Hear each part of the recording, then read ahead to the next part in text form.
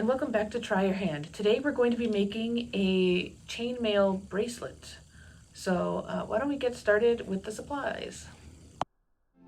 These are the things that you will need. So we have got 2 pliers, then you will have a clasp, and then you'll have a bunch of these little colorful jump rings, and then you will have a bunch of these silver jump rings. The first thing that we're going to do is to make a chain with the small jump rings, and this is what that looks like. Okay, so the reason I doubled it was just to make the chain stronger. So it's 2 jump rings in 2 jump rings. So I'll show you how to do that. It's pretty simple. We're going to make this about as long as we need for it to go around our wrist. I'm going to be showing you how to do this part with these big rings, but you will be using it or doing this with the small rings. So this is what it's supposed to look like, but just so that you can see better, we're going to be using the big rings on how to make that chain. So essentially what we're going to do is we're just hooking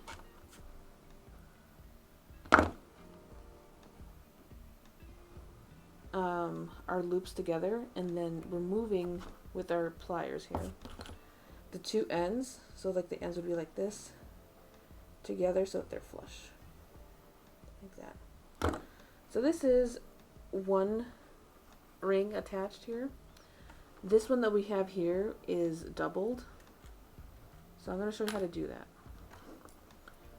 So essentially you take one of your rings and you're just going to put it on the same ring as this one is on. So that is that. So it looks like you've got 3. But that's not exactly how this is going to look like at the end.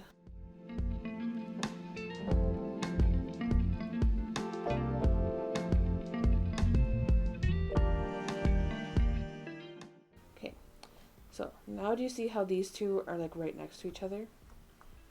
What we're going to do is we're going to pick these up, both of them, and let this one dangle. And then we're going to take another one of our rings. Okay. And we're going to take one of our rings here and hook both of these rings like that. And then we're going to close it, and now we've got our double rings together like this. So how do we add onto it? That's simple. We take a ring here, hook it, let go of that, take both ends of our jump ring, and we're going to close them. And then we're going to take another jump ring and we're going to hook this these 2 so that it's going along with that one. I'm going to let that go and then close that again here. Now for this next part, so if you can see there's 3, but one of these are supposed to be up with this one. So we're going to take one and we're just going to hook it like this so that they're together, and then we're going to do the same thing. So we're holding this, we're hooking it, and then we are putting it together like that, and then we do the same thing.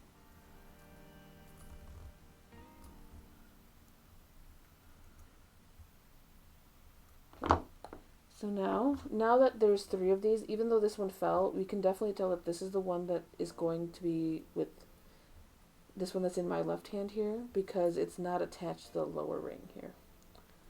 And so essentially, you keep on doing this until your chain, you want it long enough so that it can go around your wrist. As you continue, this is what your chain is going to look like. Now, for this example here, what we're going to do is take a big ring here, and we're going to insert it into one of these chains. I'm going to put it in this second one here. So I'm just going to take this ring and put it in this second one here. Now, if you look at my example here, if you look at just one ring, see, this is overlapped here. If you look at one ring, so there's the one that it's attached to, and then it goes 1, 2, 3, and then it attaches again. So we want to count. So 1, 2, 3, and then we're putting our we're going to put this onto the same exact ring. So 1, 2, 3. It's this one here. We're putting that in the ring. So it kind of looks like that when so it'll look like that when you let it go. And then you're just going to close this ring. Okay, this is the part where it gets a little tricky because it's hard to see.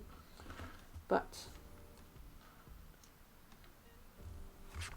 one of the ways that you can do this is by just doing one layer.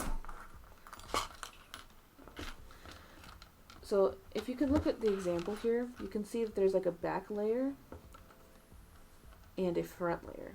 So the easiest way to do this is probably by doing it by layer. So I'll do it just enough so that it fills up this ring here, or this chain. So essentially what you're doing with this like back layer is that you're putting in one of these big rings in the same ring that you have your chain in here. So what you're doing is you're taking this, and then you're going to put it in this chain.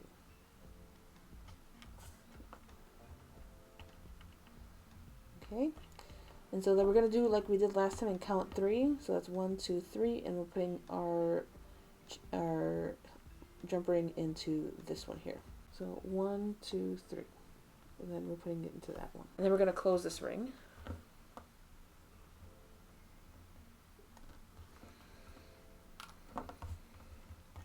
Okay, so then we're going to do that again.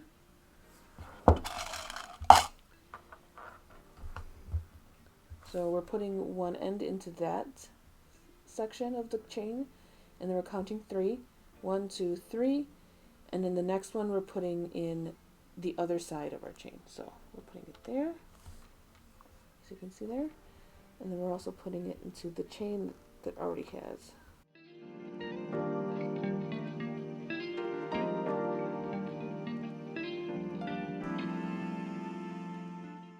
So when we look at it,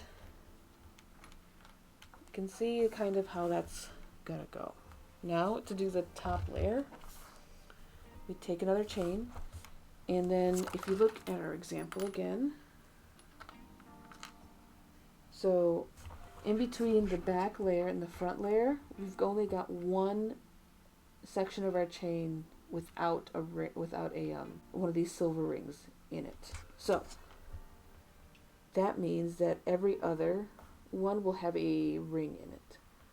So that means we're leaving this first one free, but we're putting our jump ring into this middle one, and into the middle one in the next ring. So we are going to hook that here, and hook that back there. And then, see, now that it's hooked, we're going to close it. And then you see how that's kind of coming together like that? We're going to do the second one. So the second one is also kind of easy. So we're putting it in this ring and then in the center one of the next back ring. So and hook it there, and then hook it there, and then close it. Okay, and essentially you just keep on doing that until you're happy. So to put in, the only thing then that would be left would be to add your closure. In order to close that off, you want to use one jump ring to bring these two jump rings together. Before you do that though, what you want to do, if this is going to be where you end your bracelet, is that you'll want to add